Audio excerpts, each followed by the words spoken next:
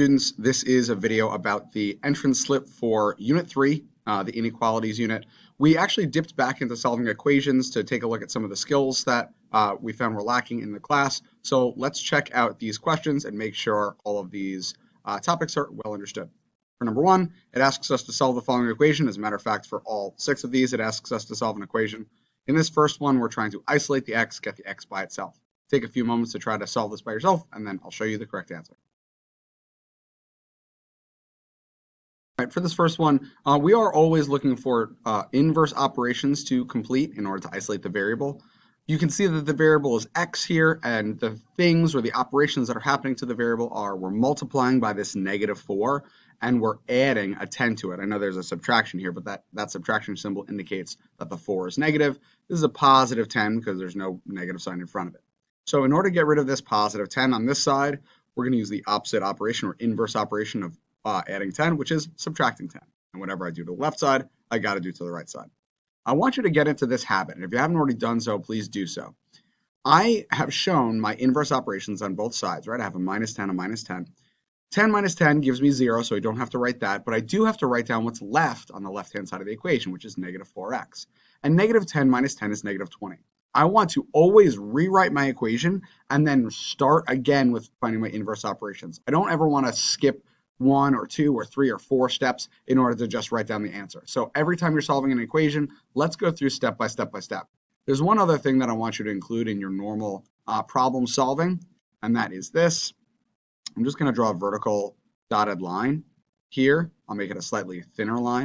Separates the two sides of the equation. One thing to check to make sure that you're doing it right is I have a -10 on this side, a -10 on this side. Whatever I do to one side of the equation, I got to do to the other side of the equation, but I can only do it once to both sides, right? So -10 minus 10, we have -4x equals -20. My last step here should be to use the inverse operation of multiply. This is multiply by -4. So now we must divide by -4.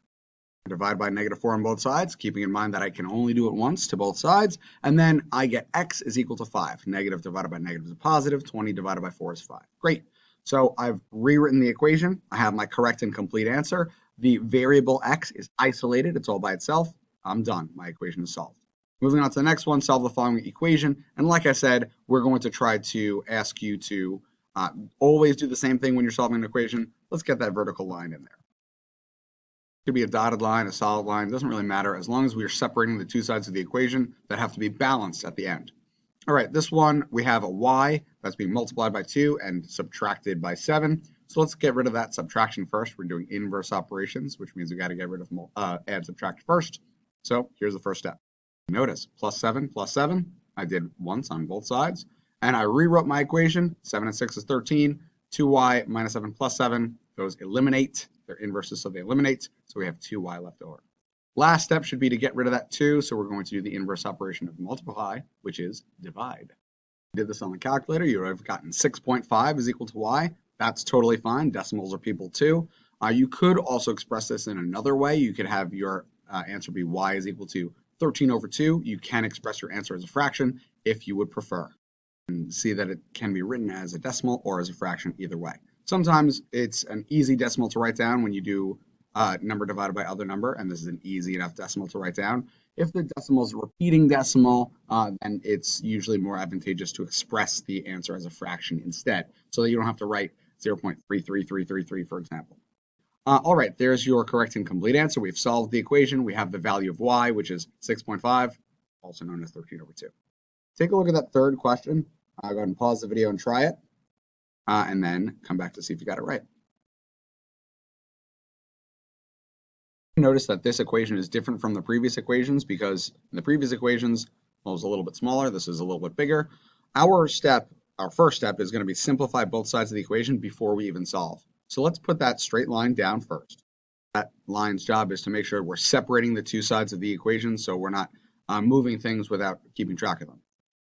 If I'm simplifying both sides of the equation, that means I'm going to take a look at the terms that are on an individual side. Let's start with the left side and see if we can't combine like terms. It looks like we can combine like terms here with the 18x and the -7x. They're like terms, and they're both on the same side of the equation, so I'm just going to combine these as like terms. In other words, 18x minus 7x, that's going to give me 11x. Everything else on that same side that I haven't touched is just going to come down and be next to the other term. So I'm going to put plus 4. And now I'm done with my left-hand side. I've simplified my left-hand side as much as I can. Let's take a look at what the right-hand side can be simplified to. I can see that there's a 2 and there's a -1. These are like terms. They're both numbers or constants, so I can combine them as well. 2 minus 1 just gives us 1. Before anything else on that same side just gets brought down and written on the same side, without changing. So that's a positive 9x. I'm going to write it as 9x plus 1. This 1 is positive, and the 9x is positive, so I don't have to worry about any negatives. I always put the variable term first when I'm writing out an expression like this because that's called standard form. We try to put the variables first and then the constants. Looks like this. We're at the points in the equation where we can start using our inverse operations. Remember, we're trying to use inverse operations to isolate the variable. In this case, it seems like there's a variable on the left-hand side and a variable on the right-hand side. Now they're on different sides of the equation, so we're not going to be combining like terms. Remember, back here, 18x and -7x were on the same side of the equation, the left-hand side, so we combine like terms. However, here's the 11x and here's the 9x. They're on different sides of the equation. So we're going to need to use inverse operations to move them to the opposite side. The way that you can remember that is you use opposite operations to move terms to the opposite side. So normally what we do is we take the smaller of the two variable terms and move it to the other side. So between 11x and 9x, 9x is the smaller one. So I'm going to try to move it to the other side by doing subtract 9x on both sides.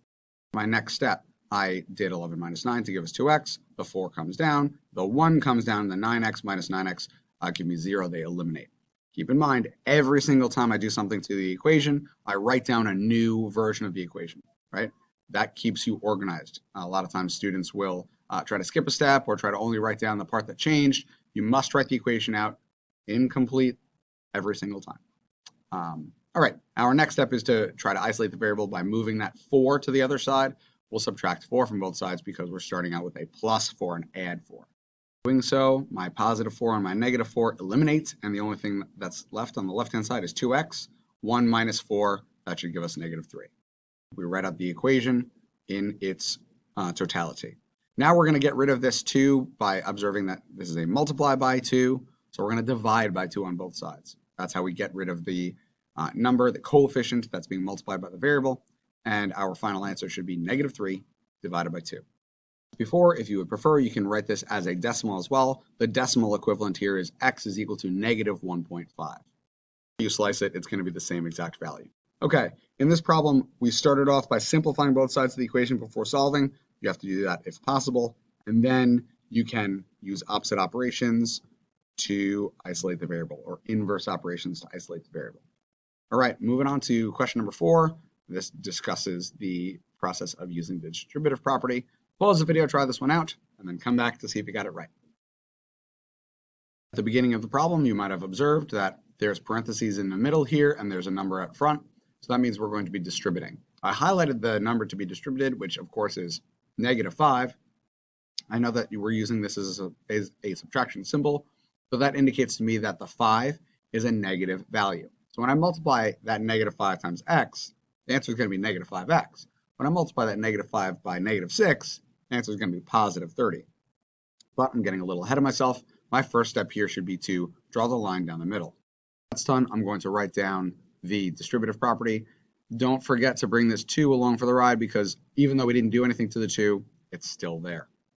A moment to just make sure that this makes sense to you. I've taken the -5 and multiplied it by x. That's where -5x comes from. -5 times -6 is +30. This 2 hasn't changed at all, so it looks like we're going to be using simplification on that left-hand side. And the -3, thank goodness, it's just a -3. Lead to another tip. To add into your equation solving arsenal, you have to perform that distributive property before you simplify. The step over here was to simplify first before solving. Well, before you do that, if there's distributive property, you got to do that. All right, I see 2 like terms, the +2 and the +30, so let's combine those. Notice the -5x didn't change at all. The 2 and the 30, they're both positive, so they added together to give us 32. Make sure that you understand where these numbers are coming from. And my next step here is I'm going to try to use inverse operations. My first inverse operation that I'm going to do is try to get rid of this +32, this +32, by performing subtraction, -32 on both sides. Which leads me to eliminate these 32s. The only thing left on the left-hand side is -5x. Negative 3 minus 32, that's negative 35. Don't be ashamed to use the calculator.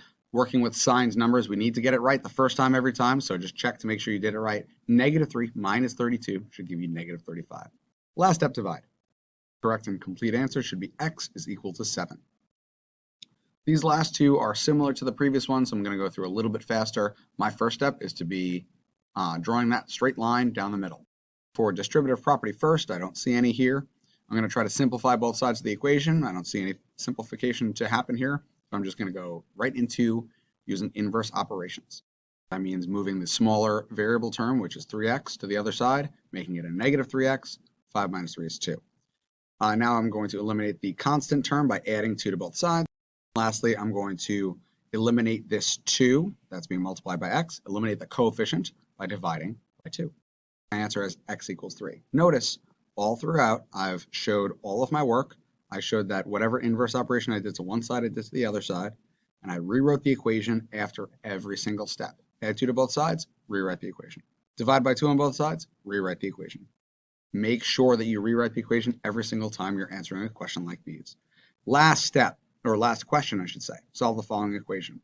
The first thing I'm going to check for is whether there's distributive property, and there is, so I'm going to do that first. But even more first, before that first, I'm going to draw my straight line down. I'm going to distribute this positive 3. That's going to be multiplied by 2, and it's also going to be multiplied by negative 3x. Make sure we're multiplying by that negative 3. So 3 times negative 3 is going to give us a negative 9, and it's going to be an x term. And I didn't lose anything. The 8x came down. 3 times 2 is 6. 3 times negative 3 is negative 9. The 20 comes down. Make sure that you write a nice orderly equation so you have something to start from in your next step. My next step is to try to simplify both sides of the equation before solving. Looks like I can simplify here by combining like terms. So let's do that. X minus 9x, that's going to give us that negative 1x. The 6 comes along for the ride. The 20 stays the same as well. Now I'm going to use my inverse operations, subtract 6 from both sides. Notice that we're almost done here. We almost have x equals something, but there's a negative 1 appended to this x. I'm going to divide both sides by negative 1. The correct and complete answer, x is isolated by itself. I have negative 14 as my answer. Perfect. So let's review what we talked about during this video. When you're looking at an equation and trying to solve it, our suggestion is that you first try to perform any distributive property that's there before simplifying. Then after that, we're going to simplify both sides of the equation. It means combining like terms, things like that, before solving. And then my last step is going to be performing inverse operations to isolate that variable. All right, hopefully that makes sense. This was the video on the solving equations skill entrance slip for Unit 3. Good luck studying.